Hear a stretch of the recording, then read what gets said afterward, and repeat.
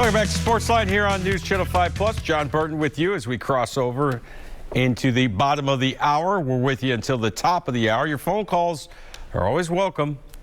Phone lines wide open, 737-7767. Your thoughts on the Titans, Derrick Henry, the Preds, anything that's on your sport and mind, we would love to talk to you about here tonight. In the meantime, of course, the big news this week is Derrick Henry's injury. How is it going to affect the Titans?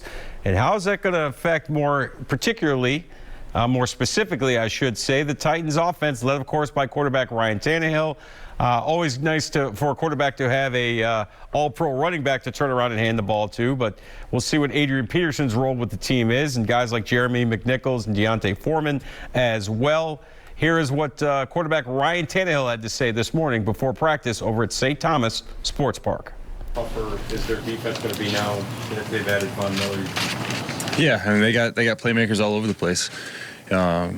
You just mentioned three of the top players in the NFL on defense, so a ton of respect for those guys and the rest of the defense as well. They're playing good ball all the way around. You look at how they're playing this whole year, really. They've been playing good football, so we're going to have to be at our best, no doubt about it. Ryan, how's the neck progressed since Sunday?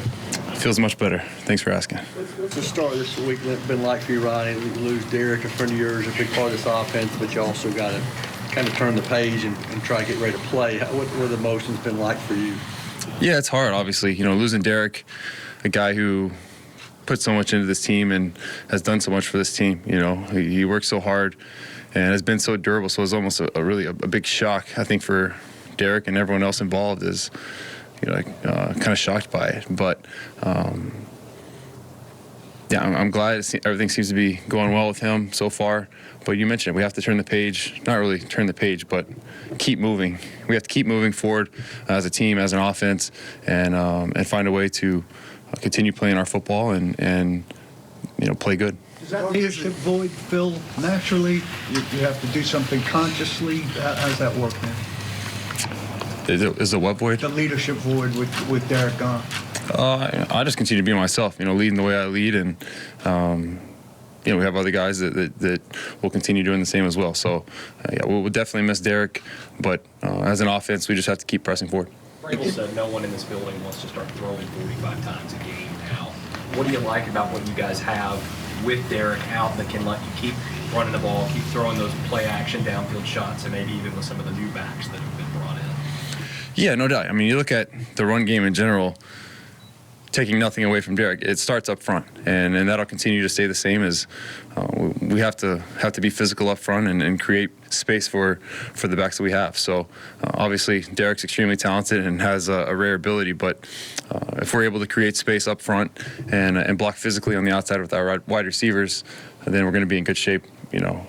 Especially adding some of the pieces that we added. The talk is that they say everybody needs to step up in Derrick's absence and all. And while that may be true, how do you balance that with trying to stay within yourself and your abilities and I guess impart that to the team? Just go play. I mean, I don't think don't have to overthink it a whole lot. Just continue to prepare to win the football game and make the plays that come up. Within the framework of what we're trying to accomplish offensively. How much you appreciate the fact that, you can't replace Derrick, but management goes out and gets the only other active 2,000-yard rusher on the planet, right? That send a good message to the room, you think? No doubt. It's a huge addition being able to add Adrian. Obviously, the career he's had up to this point, unbelievable. I can remember watching him back at Oklahoma, and then obviously his whole career in the league has been spectacular. So a guy who has a ton of experience, who likes to run physical, kind of a lot like Derrick does, and he's definitely going to be helpful for us. In the play, how much does his style? The other day, I think 5 passes to the 3 tight ends in that drive. Haven't used them a ton. Do you feel like this is now an opportunity to kind of maybe get them more involved in the offense? Yeah, I feel like the past few weeks those guys have been showing up. They're consistent for us. Sometimes the ball just doesn't end up going that way due to coverage and opportunities elsewhere. But they continue to be reliable. They're reliable in practice, and then they've shown up in the past few weeks in the games for us. So it's a group that maybe doesn't get a lot of attention or focus, but I have a lot of confidence in them, no doubt. Watching Adrian Peterson play, how much does his style, in your opinion, fit what you guys want to do offensively? It definitely fits. You know, we look at what we like to do: get the ball downhill, and run physically, and that's exactly what you would say about how he runs the football. He's a strong physical runner, and he gets downhill quickly. So I think he fits in perfectly. What did you say to him? What did he say to you? What was kind of your initial conversation like when you walked in the door? Yeah, I talked to him yesterday a little bit. Just excited to have him on board. Obviously, you know, been a fan of his since he was at Oklahoma, watching him run, and you know, excited for the opportunity to be able to play with him. Do you think Derek being out fundamentally changed the identity and the offense you guys have built for the last couple of years? I don't think so. I think our foundation is the same. You know, I think what we believe in as a team, as an offense, is what we believe in. So I don't think that will change now. Embrace this challenge a little bit, Ryan, of, you know, not only the leadership void, but I'm sure the passing game will play a bigger deal, at least a little bit anyways. That sort of, do you see that, and do you kind of say, all right, I gotta take that? Yeah, we'll see what shakes out. You know, you kind of approach each week independently, and you know, I want to do whatever it takes to win. So if that's throwing the ball more, then that's throwing the ball more. If it's running it more, then that's running it more. So, you know, I just love winning football games. So whatever it takes to win and to give our team the best chance to win, that's what I want to do. You expect the way AJ's covered to change now with boxes maybe not as loaded as often? I don't know. We'll see. You know, AJ is a very talented player and has been making plays for a few years now. So, you know, we'll see how teams try to defend us. What's your approach as a quarterback when you're facing a guy like Ramsey, just one of those elite corners who's known for taking guys out of the game, basically? He does a great job. You know, you look at, you know, they move him around. He plays inside. He plays outside, and he's making plays all over the place. You know, he's long. He has a great sense for pattern reading and getting his eyes and hands on the football. So definitely have to be aware for where he's at.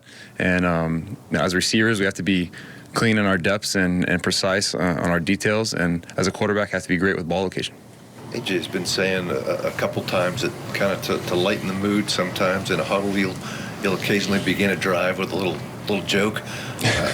Anything you can share in that regard that you usually try and I don't know. I just whatever comes in the moment. It's not something I you know, have a little pocketbook of and pull one out. You know, I just try to get a feel for the mood in the huddle and the mood of the game, the situation, and you know, if it feels like a good time to bring levity to the situation, then I try to do that. He says he can't share them himself, though. Sometimes they're a little bit not family rated. Is that? No, I don't try to be. I'm not too out of the box. So.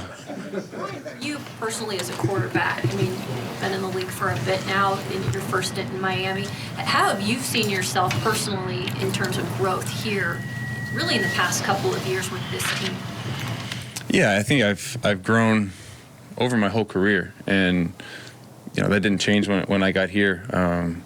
Constantly trying to improve physically, mentally, with leadership. You know, I think all of those things grow through time and through experience. So I try to file away every experience, whether it's a good or bad experience, and try to learn from it. And I think you start adding those things up over year after year after year, and you know, eventually, you know, you see growth and you know, better overall play and leadership. I know JB asked you about Von Miller earlier, but you guys buddies from A&M days, and the part of you when you saw that news thing, you know, why it have to be this week? I mean, that's so great. Yeah, talk about the timing, man. But yeah, I love Von. We had some great times together at A&M. We actually came in the same recruiting class. I redshirted, he didn't, so he came out a year before me. But played in some really big football games, some fun football games together, and have a ton of respect for him. You know, so it's been fun watching him as a friend over, you know, the past 10 years, 11 years of you know, seeing him continue to be a great football player. You know, can't say I love facing him, but a ton of respect for him, and know that you know, he's a dangerous player. He sacked you. You have a lot of the offensive responsibility on your shoulders anyway. Do you feel any added responsibility now that Derek's out of the lineup?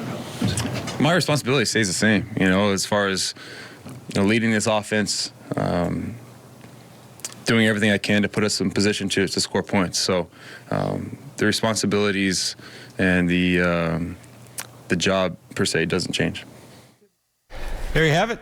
Ryan Tannehill, quarterback of the Tennessee Titans, saying his role doesn't change. Of course, the offense is going to look different without Derrick Henry. We'll have to see how that develops. Of course, again, the Titans in L.A. for Sunday Night Football against the Rams. All right, time for another break. We come back. The Athletics' Joe Rexrode will join us, sports columnist. Of course, you can hear him with Robbie Stanley as well every weekday morning on 102.5 The Game. Joe Rexrode is going to join us next. Stay with us here on SportsLine.